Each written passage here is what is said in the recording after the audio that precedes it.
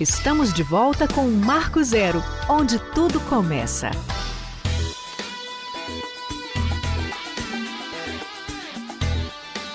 Muito bem, estamos de volta quando são 11 horas em ponto, 17 graus a temperatura em Foz do Iguaçu e o nosso Marco Zero avança com mais uma pauta importante, senhor Paulo Bogler, que é o direito ao trabalho. Exatamente, nessa dinâmica nova, nessa nova formatação do mundo do trabalho dos tempos modernos, aí a gente abriu uma série de novas condicionantes, né, nas relações do trabalho, e uma delas, um termo aí que está sendo utilizado para explicar uma série de questões ligadas ao trabalho, ao exercício da atividade laboral, é a uberização, Moacir. E é sobre isso que a gente vai tratar a partir de agora, com o advogado Odilon Aramir Mendes da Silva, ele que é presidente da Comissão de Direito do Trabalho da Ordem dos Advogados do Brasil, aqui de Foz do Iguaçu. A gente vai falar sobre a uberização do trabalho, a hora de espera dos caminhoneiros é um assunto que a gente vai agregar a esse debate porque interfere muito na vida da fronteira e também nas condições de trabalho dessa categoria específica, mas também abordaremos aí outras situações relacionadas a esse termo que a gente vai tentar começar justamente decifrando, interpretando aqui à luz de quem entende do assunto, esclarecendo o nosso ouvinte, a população de modo geral, o que é, afinal, uberização. Bom dia, doutor Odilon, seja bem-vindo ao programa, uma honra tê-lo aqui, obrigado por aceitar o nosso convite. Bom dia, Paulo, Moacir, ouvintes. Nós que agradecemos em nome da Ordem o espaço para discutir e trazer esse tema tão importante que é a uberização do trabalho, né?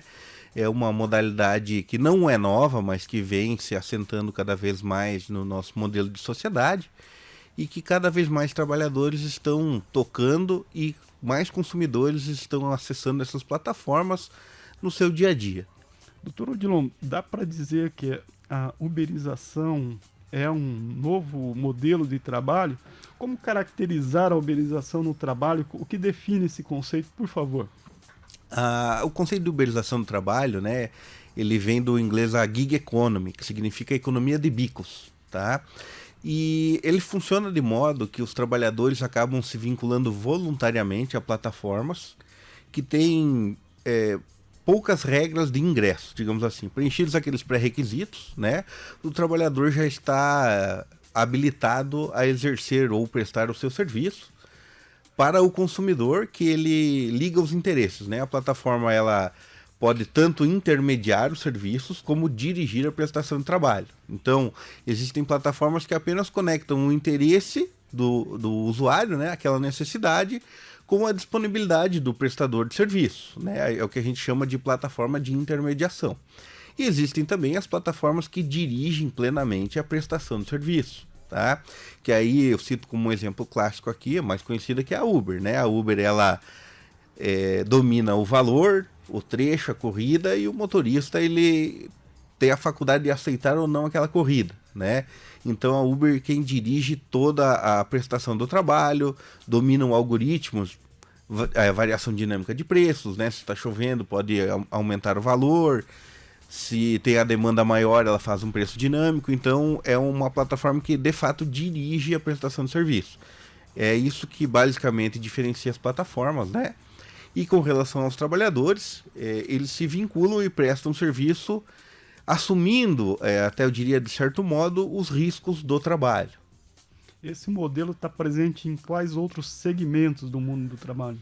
Na verdade, existe uma gama muito grande de segmentos. Eu gostaria de dar destaque aqui, dentro da nossa realidade, né, que são os serviços de transporte e de entregas. Nos grandes centros, onde está mais difundido esse tipo de tecnologia, isso já tem para goleiro de futebol, para partidas amadoras, né, tem para diaristas, para passeio com pet, né.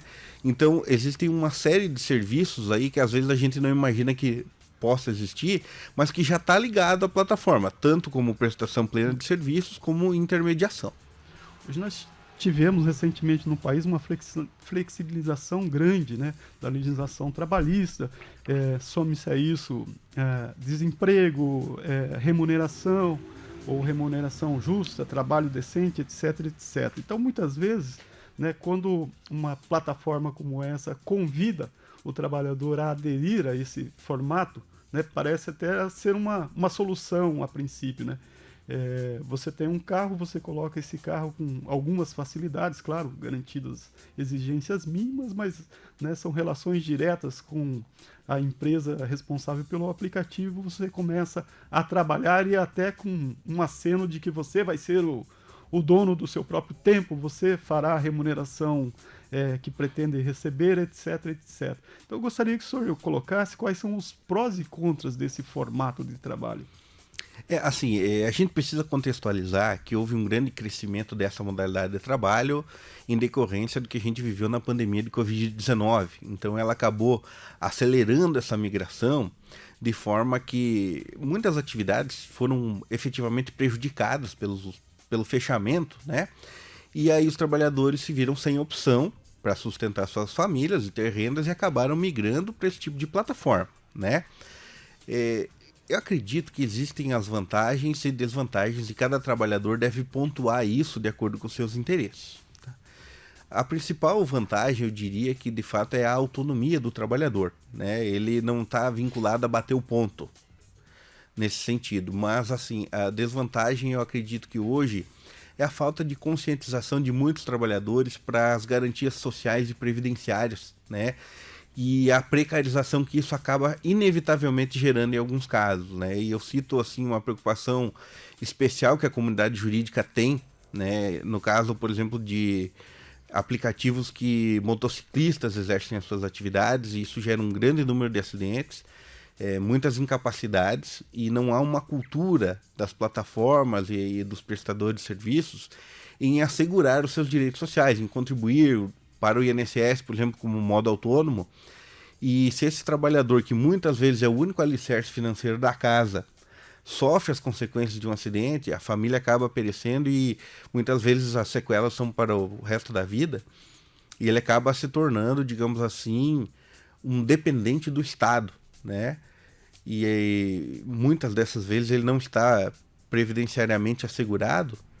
Isso gera uma preocupação muito grande. E daí começou-se a discussão, né, para aprimorar um pouco a legislação, para, não diria forçar os trabalhadores a se vincular a algum tipo de garantia, né, mas a conscientizar os trabalhadores e as plataformas, né, de que esse é, digamos, um efeito colateral dessa modalidade de prestação de serviço, que a gente sabe que é necessária, né, mas que precisa ter de certo modo, um equilíbrio para que a gente possa se desenvolver enquanto sociedade. O senhor citou já duas categorias, inclusive os entregadores mototaxistas, motociclistas, né, com essa particularidade do risco, acidentes, né?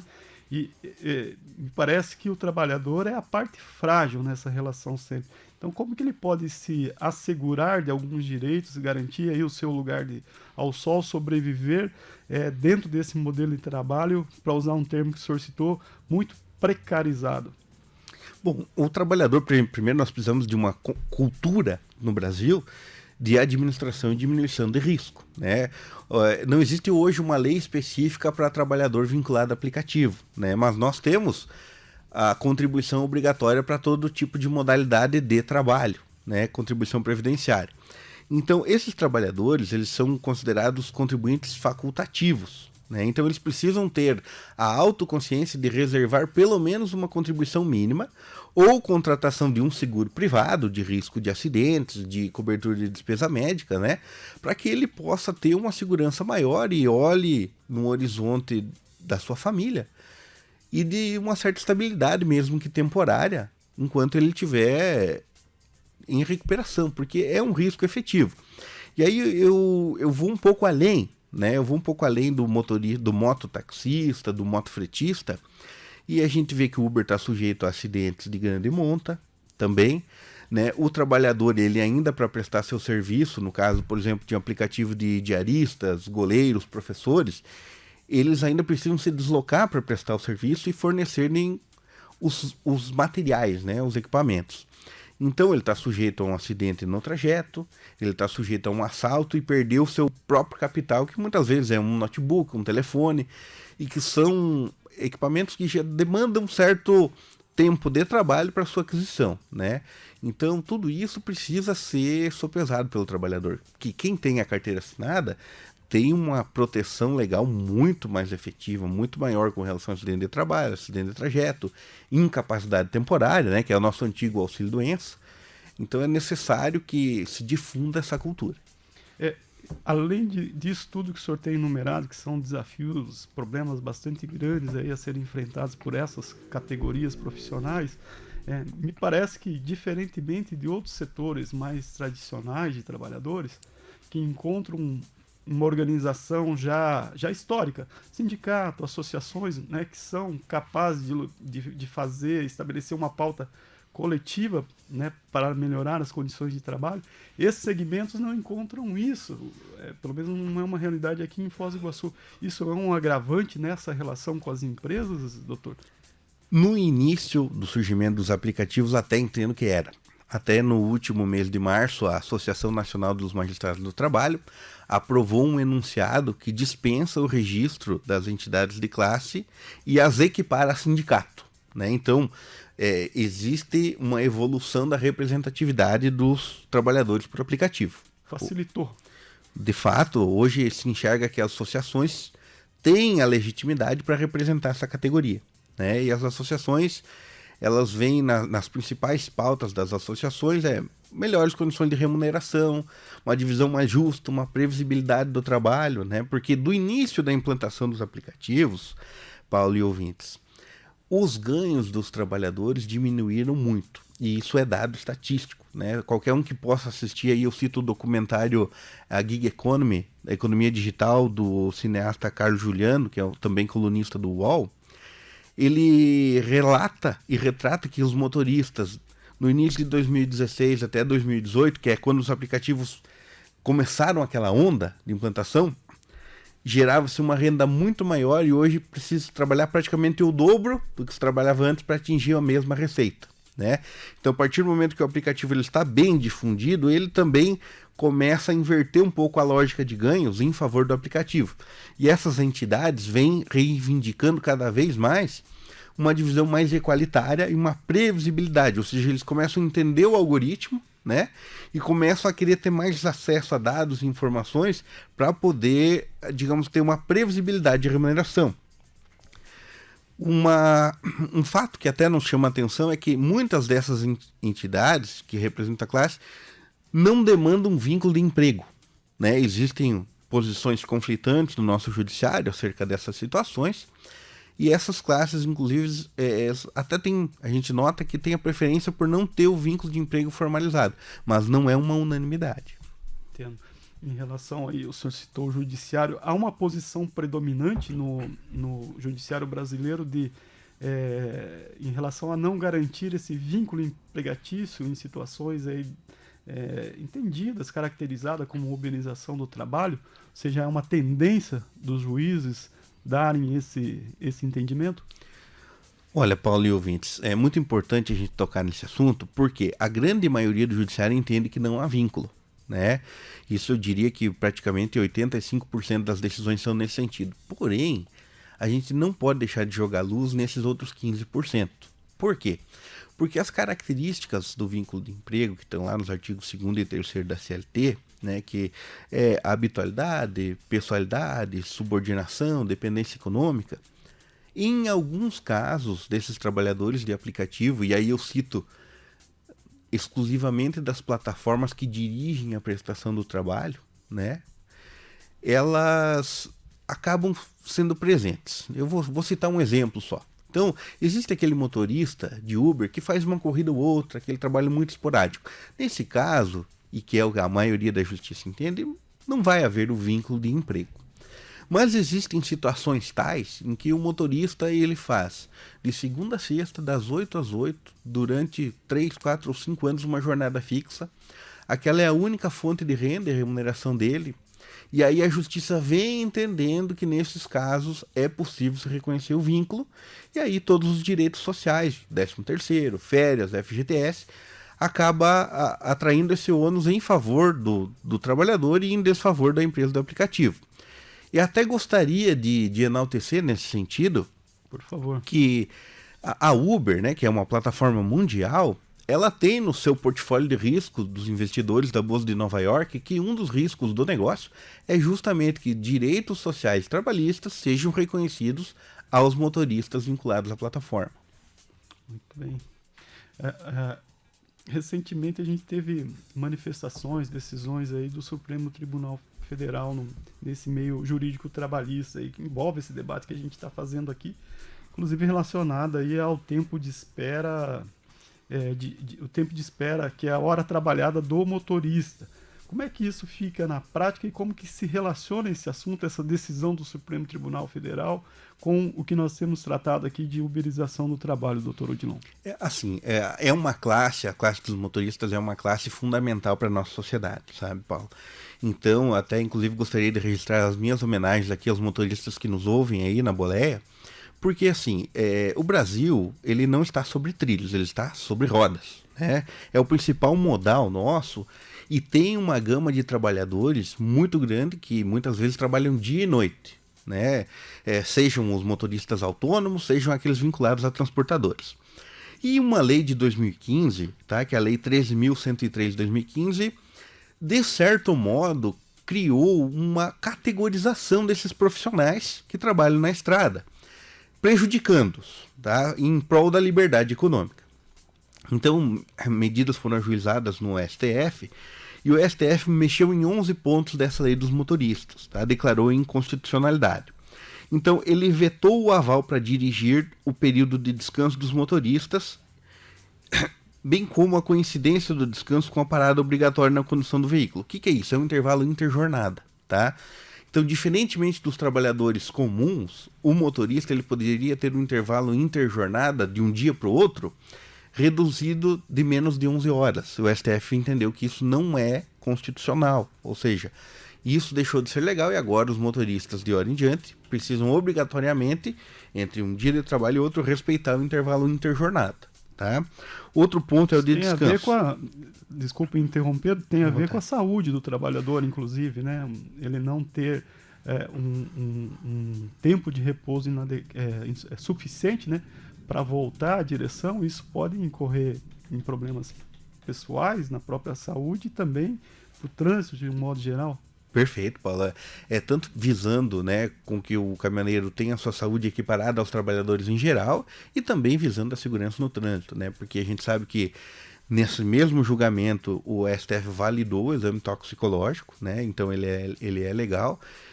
E para evitar que haja abuso de substâncias, para que isso tudo seja em favor do tempo, do ganho, então deve ter um equilíbrio entre o desenvolvimento econômico, a saúde do trabalhador e a segurança viária. Muito bem. E os demais pontos que o senhor começava a apontar? Um ponto de grande destaque que eu gostaria de trazer aqui para os nossos ouvintes é a questão da hora de espera. Então a lei antiga, ela considerava o tempo de espera como 30% do valor da hora da jornada. E o STF invalidou isso. Então hoje o tempo de espera é considerado hora extra. Ele é remunerado normal.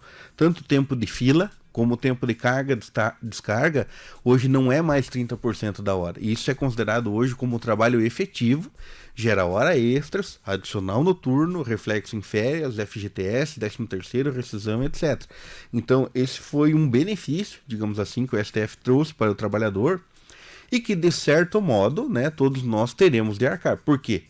Porque esse modal, certamente, esse custo vai ser diluído para todos os consumidores, né? Vai impactar no preço do frete. Muito bem. E esse ponto especificamente, ele tentando trazer um pouco essa discussão para a nossa realidade aqui na fronteira. Nós temos o caminhoneiro que para aqui por falta de estrutura logística da cidade e da fronteira, ele passa 3, 4, 5 dias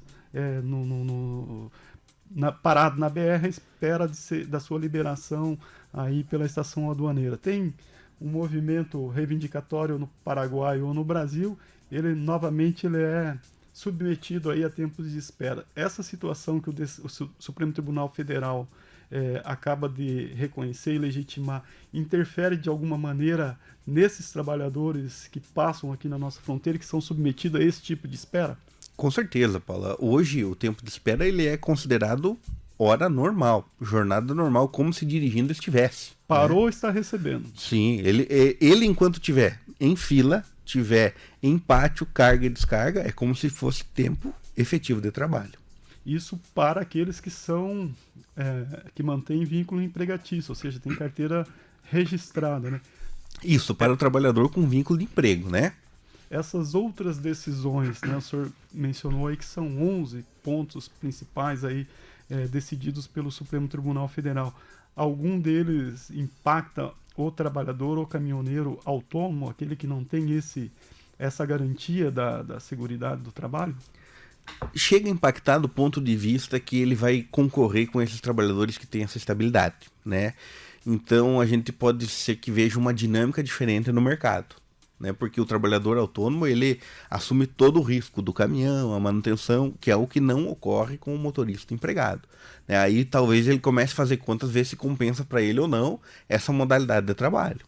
Nesse sentido, acredito que sim.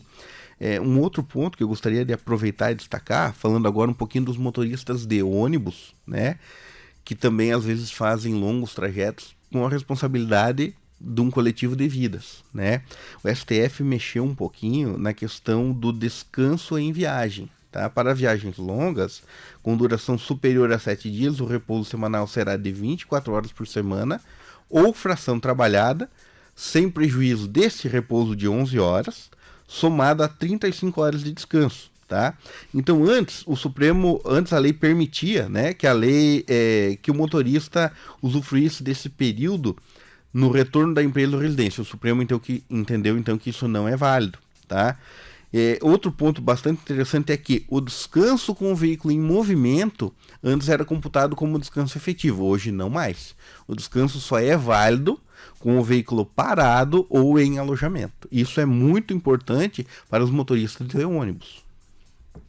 Em relação aos motoristas de ônibus, o transporte coletivo especificamente, né?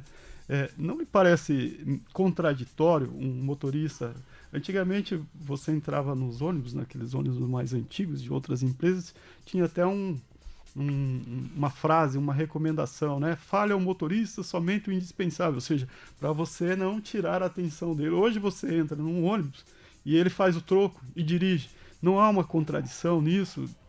Essa relação, essa dupla função exercida pelo motorista de ônibus aqui de Foz do Iguaçu pode ser entendida como uma uberização, doutor Odilon?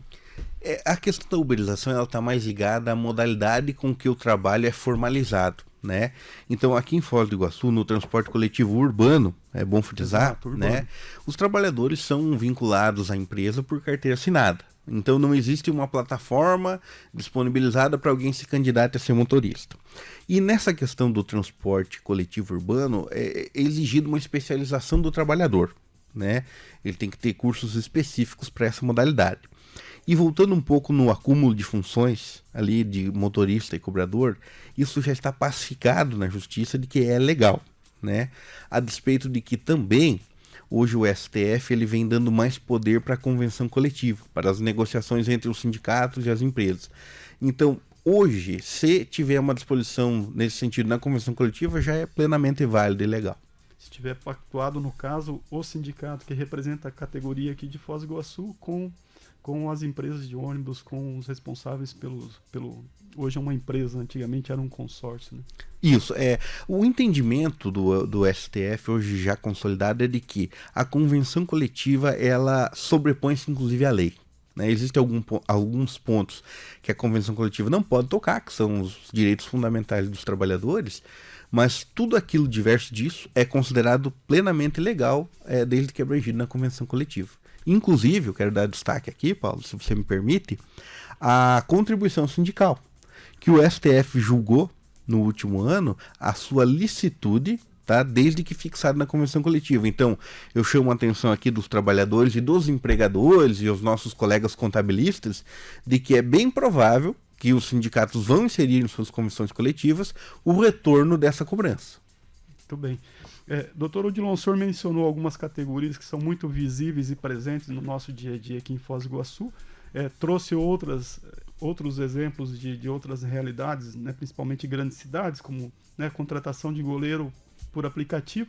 O que mais que a gente tem aqui em Foz do Iguaçu? Setores que não estão tão em exposição, que não são tão visíveis assim, mas que poderiam se enquadrar nesse conceito de trabalho uberizado.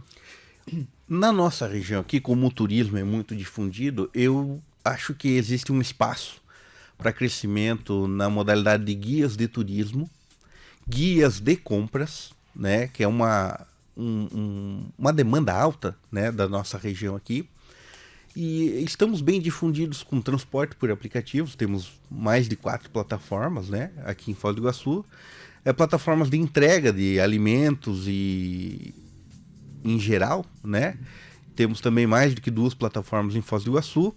Então, assim, há um espaço sem número de ideias para crescimento.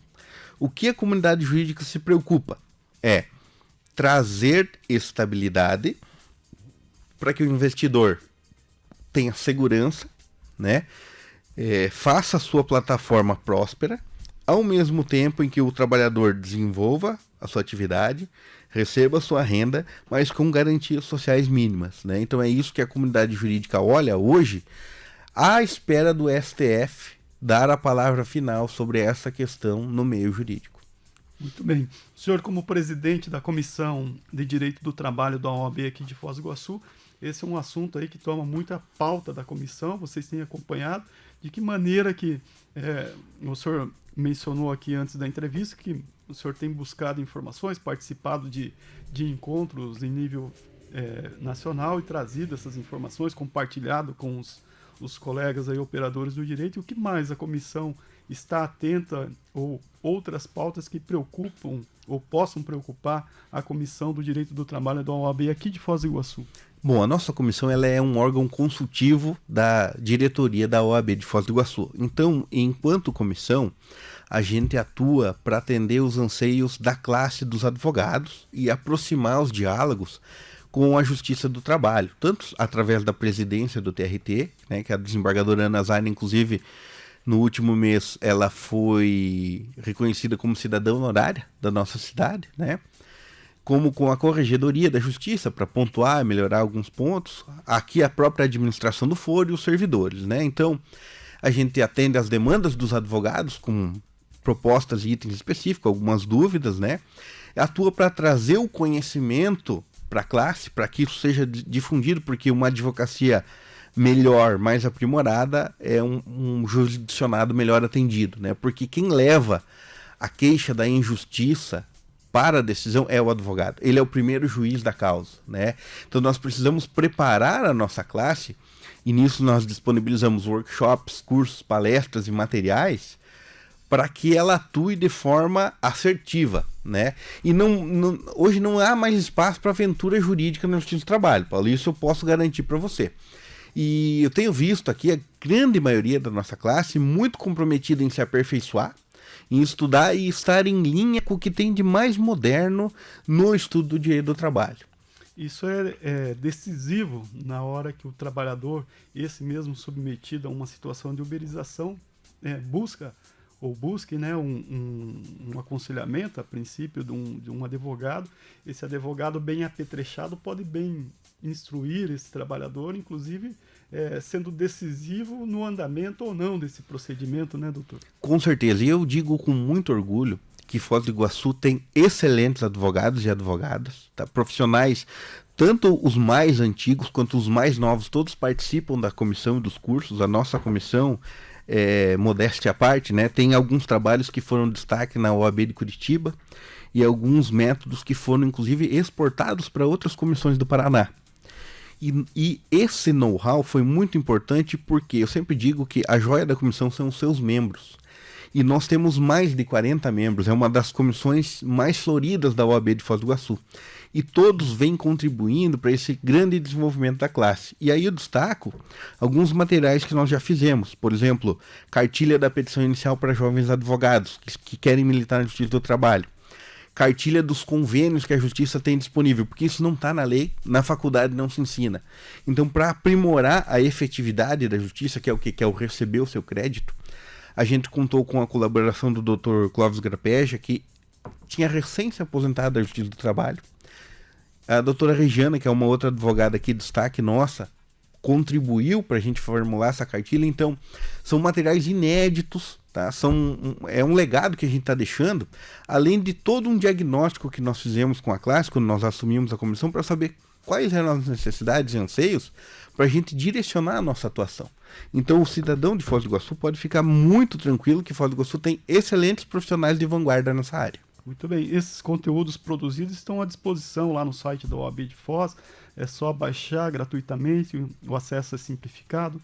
Gratuitamente, basta acessar o site da oabfi.com.br ou digitar no Google OAB Foz do Iguaçu e clicar no link Artigos e Comissões, está disponível para público.